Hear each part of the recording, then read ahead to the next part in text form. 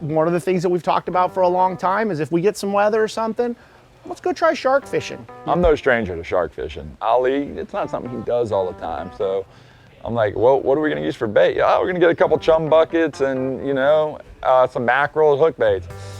No, bro. Where are all these big tunas get processed? Where are the bodies at? I know they got the bodies there, and that's what we need.